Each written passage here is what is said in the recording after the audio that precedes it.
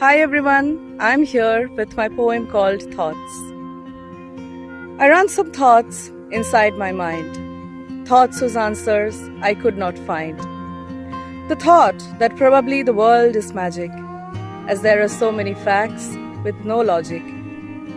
Nobody knows who made the stars, or the universe has been for how many hours.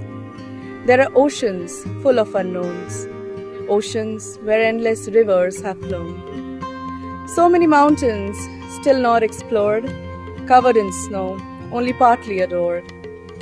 Deep dark forests where nobody goes, and far off islands where life still grows. So many elements and so many trees, studying them all makes us freeze. Do we even know how long life will last? How are we so sure that no spell was cast? We don't even know how life was formed.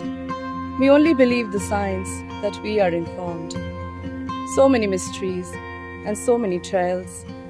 Aren't these facts where logic fails? I run these thoughts inside my mind, thoughts whose answers I could not find.